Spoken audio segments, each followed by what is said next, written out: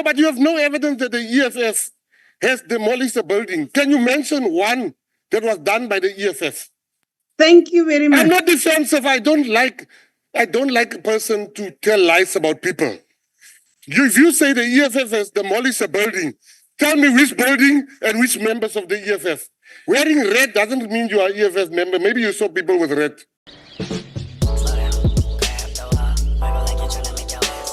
Sorry. Thank you very much, Chair. And thank you very much for the question.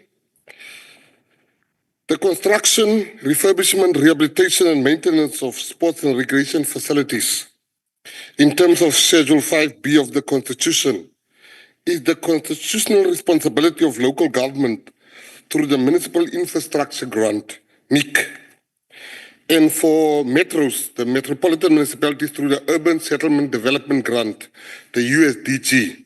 However, annually since 2016, the Department of Sports, Arts and Culture recommended funding to municipalities which are the custodians of sport facilities, from ring-fence MIG upgrading, refurbishment and construction in line with requests submitted by municipalities based on their needs.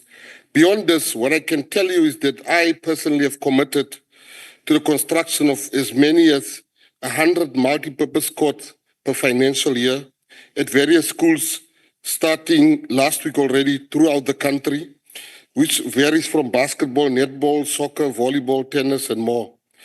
And Your Excellency, I must tell you, we've also begun with the repair of pools, including one that was opened last week in Gqeberha. After being derelict for 10 years, we're also rolling out numerous outdoor gyms throughout the country. My department is also considering the restoration of numerous community centers that have the potential for sporting and arts infrastructure in models of public-private partnerships and partnerships with other government departments. But I must also mention this. It has happened in the past where money that was meant for the upgrading of facilities through MIC has been used by municipalities for other reasons. And we have now come up with something new, that before we're speaking to Treasury, that before we give you the new allocations, we want to make sure that the previous allocations has not been used by the municipalities to pay salaries, because our sporting centers is in disarray. It is a mess. And the only reason why it's a mess is not that government hasn't given the money. It is the money has been repurposed and redirected. So the municipalities has a lot to answer, including the metros. Thank you. Thank you very much, Minister. Good afternoon, honourable members, ladies and gentlemen. Let's now give opportunity back to Honourable Finnies for a supplementary question. Honourable Finnies. Thank you, Chairperson. Thank you, Honourable Minister, for the response to my question. As indicated by your response, that sport infrastructure and facilities is the responsibility of municipalities. Is there a dereliction of duty from the municipalities? If yes, what has the department done to assist in addressing this problem? Thank you very much. I think everybody in this house knows that there is a dereliction of duties. Because you just look at our sporting facilities. What has happened to them? It is non-existent. We must be honest about the fact that everywhere, from the Western Cape to Gauteng, there's no province that can say all the sporting facilities is 100%. That is the only action I as the minister can take, is to make sure before we pay the next tranche of money, to ask the municipalities, show us what you did with the previous one, and then ask Treasury that we must personally do that. I can tell you, Honourable Finnies, that, it's very easy to blame government and say, this government is not looking after the government has made money available. Hundreds and millions every year. But the money is being redirected to pay salaries. The money is being redirected to make up for things that has not been budgeted for. But I can assure you, that is coming to an end. Because I'm not going to come here next year and answer questions, the same question that I accuse people of. That's now if I don't get reshuffled before that. But, thank you. Thank you very much, Thank you. Minister. Honourable members, taking the process forward, the next follow-up supplementary question on question number 93 will come from the Honourable Gotzel. Good afternoon, Minister. I see you've just dived straight into my question, which is great. And you must have picked up on, for instance, certain ANC governments' failures, like in Enoch and Kajima, where 15 million rand was spent on a football field or a football stadium, but actually that is just a barren piece of land. So with your new plan, what concrete measures are in place to address corruption and to then ensure that there is accountability where you pick this up and before you make available this MIC grant so that disadvantaged communities can actually benefit? Thank you very much, Honorable. I don't have the power to just willy-nilly keep the money back. I have to go through Treasury to ask permission to withhold the money because I'm the conduit of the money from Treasury. We are asking for that permission currently, and the only reason why we're asking for that permission is to make sure that this doesn't happen. But it's true what you're saying about Enoch Ngijima, what happened there. But it's not only there, even pools in the Western Cape has not been opened and money has been made available. So this thing goes through party lines. It is not only an ANC problem. It's a problem of everybody that is in government.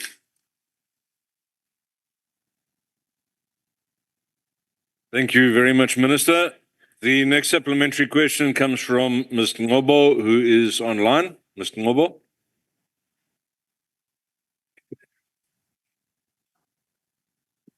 Thank you, Chair. Greetings to honorable members. Honorable Minister, why has the department not established a dedicated, transparent budget specifically for grassroots sports infrastructure? And how are budget allocations tracked to ensure fairness in rural and previously disadvantaged communities? Thank you. Minister, were you able to hear that? I was not able to hear Okay, that. Ms. Ngobo, your line is quite bad. If I can ask you to try again, pose your question, but if you can speak close to the microphone and fairly slowly for us, please. Okay, I said, Honorable Minister, why has the department not established a dedicated, transparent budget specifically to grassroots sports infrastructure? And how are budget allocations tracked to ensure fairness in rural and previously disadvantaged communities? Thank you. Thank you, ma'am. Minister, I think that was a bit clearer. Can you respond, please? Yes, I can respond.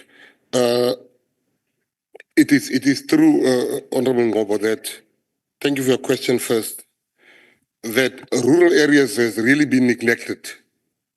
Rural areas has not been given the adequate facilities that they should have been given.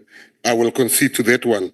Grassroots, like all sports in South Africa, except in the private schools, sports in government schools has really been non-existent. And what we have done this time, because I'm very passionate about it, we've made sure that our budget speaks to the rural areas. To show you the first Combicot we have launched last week was in the Eastern Cape, in an area where the people were so happy to see us that they never thought we will come there. So that's only the beginning. We are going to, next week I will be in the Eastern Cape and Ikala. In the Eastern Cape, I will be in the KZN also to open sporting facilities. We are going to make sure that grassroots support, grassroots sports and rural people get, because frankly speaking, there's nothing in most of the rural areas that keep the children entertained. And that is for, and thank you for your question, Arun, because that for me is number one on our list. Thank you, Minister. The next supplementary will come from the Honourable Sawisa.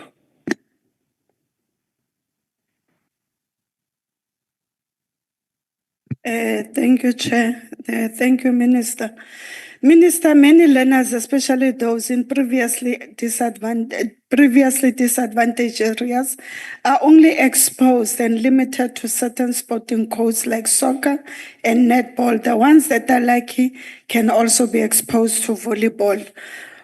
One finds that for poor Black learners, there are no other facilities for sports like volleyball, hockey, swimming, even cricket. What steps of intervention have you taken since coming into office to introduce these sporting codes, especially in previously disadvantaged areas, and further provide for the infrastructure, and which timeframes have been put in place in this regard? Thank you. Sorry, members online, please, if I can ask you to make sure that you are muted. We are getting a disturbance from the online platform. Minister, please, if you can respond. What you said, Honourable Member, is nothing but the truth. You know, kids in private schools, through no fault of them, is exposed to multiple sporting codes. Every Black person in this room has never had pole vaulting at his school. Never had pole vaulting at his school. And this is just one example I'm trying to make, that a hockey stick is very important. You don't get those sporting codes in the disadvantaged schools. For the first time, we have stopped all purchasing of the usual normal ball and cricket ball that they always buy for the kids, for the schools. We have now made a list of things that are not available in the disadvantaged schools. For the first time this year, will schools receive equipment that they've never had in the schools, because what you said is 100% correct. And that's why there was a 700 million rand budget to go and buy the same things they've done for 30 years. We stopped that and we said we want to expose kids to all types of sports. It was not every kid, and I want to make an example of the truth of the question. Cricket, you get very good Black cricketers, but they are bowlers. You don't get batsmen. That's good. One maybe. The reason for that is because to get a ball is very cheap, but to get the full regalia, the helmet, the guards, everything is very expensive. So what we've decided as a department is that this is the first year where we even changed the whole standard order of balls and nets. We are getting stuff that schools has never been exposed to. Thank you, Honourable. Thank you very much, Minister, for that reply. Honourable members, we now move on to question 78. Question 78 was asked by the Honourable Aris, and it asks about converting abandoned and dilapidated buildings. Can we hear your reply to that question, please, Minister? Yeah, thank you so much, Chairperson. Honourable Aris, yes, my department is making interventions to convert abandoned and dilapidated buildings, one such being the conversion of the old abandoned St. Anne's Hospital, located in Pietermaritzburg, in the new KwaZulu-Natal Museum. We're changing that old building into a new KwaZulu-Natal Museum. In addition to the above, the department is mandated by the 2019 revised white paper on sport, arts and culture to create spaces for provincial art practitioners in 3 previously marginalized provinces, Limpopo, Northwest, and Mpumalanga. To date, the department has implemented the white paper recommendations as follows. Limpopo province, we've done the Limpopo Theatre. A newly constructed theatre is being built through co-funding initiative with the Limpopo province. It is currently at 80% in terms of construction progress in Bakoni, Malapa, in Polokwane municipality. DSEC has committed an amount of 45 million over a period of 3 years. To date, 17 million has been transferred to Limpopo Department of Sport, Arts and Recreation. Northwest, Mabana, Sports, Arts, Culture and Recreation. Center. Northwest Department of Sport, Arts and Culture identified Mabana Sports Arts Center facility for refurbishment as a provincial theatre for arts practitioners. An amount of 13 million over a period of 3 years has been committed. To date, an amount of close to 4 million has been transferred to the provincial department. Mpumalanga, Secunda Theatre. Mpumalanga Department of Sport, Arts and Culture identified Secunda Theatre facility for refurbishment as a provincial theatre for arts. An amount of 13 million over a period of 3 years has been committed. To date, no amount of funding has been transferred to the provincial department due to incomplete consultation between the two stakeholders, MP DSEC and Governor Mbeki local municipality. In the case of community art development facilities, the DSEC has relied on provinces to propose derelict buildings as well as existing, which they deem fit for purposes of cultural activities. To this end, there are numbers of examples that can be cited. Eastern Cape, Port St. John's Arts Centre, an amount of 1 million was transferred to East London Guild Theatre as the implementing agent. The project has been completed. It was inspected by DSEC in February 2025. Paddy Arts Centre, East London. Stek Spread Arts Centre, East London. Titicama Arts Centre in East London. Western Cape, Darlington Cultural Hub. An amount of 1 million was transferred to Stan Foundation as the implementing agent. The project has been completed. It was inspected by DSEC in November 2025. Northwest again, Bakwena Arts Centre. An amount of 750,000 was transferred to the Northwest Federation of Community Arts Centers as the implementing agent. The project has been completed. So yeah, indeed, Chairperson, we are looking at that, and we are now going to the second phase, because what we also want to do is community halls. Community halls are standing empty. People use them once or twice a month. It is there, it's got security. We are now running a project where we want to turn that into theater centers where children can train, where children can sing, they can dance, because at no cost. Because it's just standing there, and it was built with a huge amount of monies. In every area, basically, or most areas, has community centers. We don't want it. It is 5% utilized. We want to take it up to 80-90% utilization. Thank you. Thank you very much, Minister. Honourable Aris, do you have a follow-up question? Yes, thank you very much, Chairperson. Minister, I listened to your response, and I'm grateful that you mentioned all the provinces, where you have tried to make these cultural centers, but noticing that there existed several abandoned buildings across the country that could be acquired by the art and creative sector so that they can transform into exciting new venues of cultural space. And further noting that converting abandoned buildings has the potential to increase community redevelopment and attract artists. Why has there been no collaborative effort across all provinces to turn these forgotten spaces into opportunities for redevelopment? And which efforts have you made to secure more funding for the cultural space?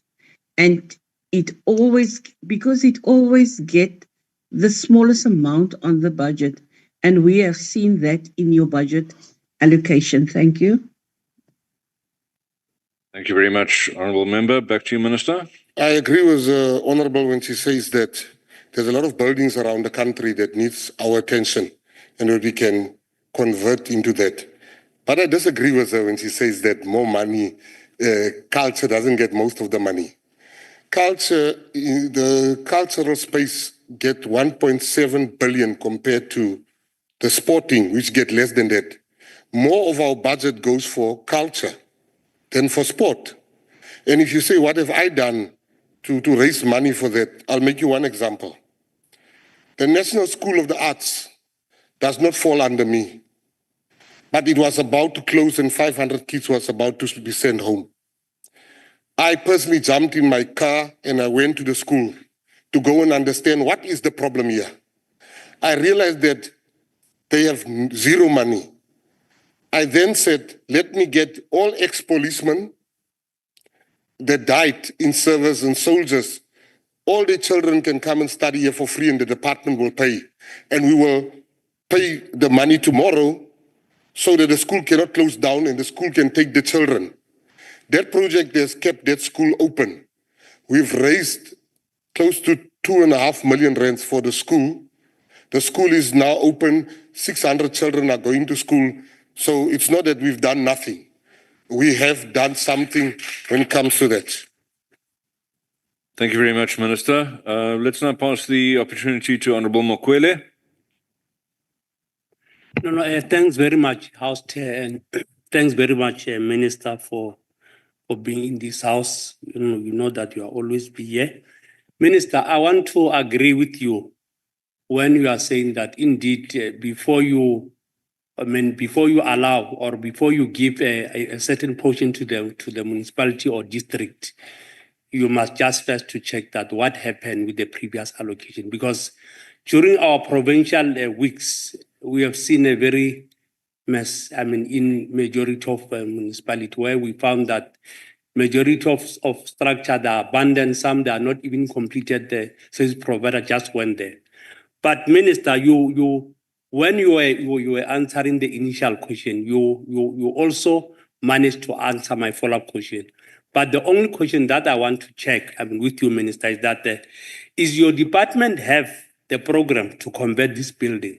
And then if yes, what are the details of this program, Minister? That is my own question. But generally, you managed to answer my follow-up question. Thank you. All right. Thank you very much. Yes, our department, most of the buildings is not owned by the department. It's owned by Public Works. So what we are doing at the moment, we are doing an audit on which buildings are owned by the department, where we can have a say. Once we have the list, which I don't have at the present moment, but once I acquire that list, we are going to do the same that we're doing with Mabana Cultural Center, that we're doing with the Darlington Hub, the ones I've previously mentioned. We will not reinvent the wheel. We will just follow that same system to transform those into workable institutions or where art can be practiced. Thank you very much, Minister. Let's now hear from Honorable Godsell. Minister. Minister, it's interesting that Ms. Aris from the EFF would suggest converting old buildings and museums when her party has been at the forefront of vandalizing history and historic buildings. If we look, as an example, at how the ANC, EFF, and PA Coalition of Corruption in Johannesburg has neglected the Johannesburg Library and the Johannesburg Art Gallery, what guarantees can your department make or give us that it will make good investments with taxpayers' money to convert abandoned or dilapidated buildings into cultural hubs or museums and to protect it from EFF vandalism? Thank you, Honorable. Order, please, Chairperson. Order, members online, please. I've heard the question. You know, pardon? I've heard the question. Chair, sorry. Okay. Honorable Aris was raising a point of order online. Beg your pardon, Honorable Aris. Would you take a seat, please, Yes, Minister? thank you very Honorable much, Aris, can we hear your point of order? Chairperson, I think the previous speaker is out of order to make accusations like that, to say that it's the EFF that has vandalized. That's not a point of order, Honorable Aris. Thank you very much. Let's give the Minister a chance to respond. Thank you, Minister. Up to the House. May I just remind the honorable member that Mpopalati was the mayor in Joburg. Before Mpopalati, Mashaba was the mayor in Joburg. Yeah. Now, when you say PA, you guys have been mayors for 6 years in Tshwane. There's a 6 billion rand missing, according to the Auditor General. So now, You come here. The Good Hope Center is now being sold here in the Western Cape, while there's no theater that is state-owned. So let us not throw stones if we live in a glass house. Because Gauteng, Joburg, has been messed up by the Democratic Alliance. Tshwane has been messed up by the Democratic Alliance. We are fixing stuff now. Be patient. We've given you 6 years to mess it up. Give us 3 years to fix it for you. We are getting there. Thank you, Minister. No, but you have no evidence that the EFF has demolished a building. Can you mention one that was done by the EFF? Thank you very much. I'm not defensive. I don't like a person to tell lies about people. If you say the EFF has demolished a building, tell me which building and which members of the EFF. Wearing red doesn't mean you are EFF member. Maybe you saw people with red. I can sign you up, Minister. What undertaking? No, I didn't make the question. You made an allegation. You didn't ask a question. Yours was an allegation. So I was dealing with your allegation. You said that we have messed up Joburg. So I'm telling you, you are the one that messed up Joburg. Honourable No, member, but sorry. give me examples Honourable of- Godsall, this is not a dialogue, please. Let the truth be spoken. Are you done, Minister? I'm done. Okay, thank you very much. Sure. Honourable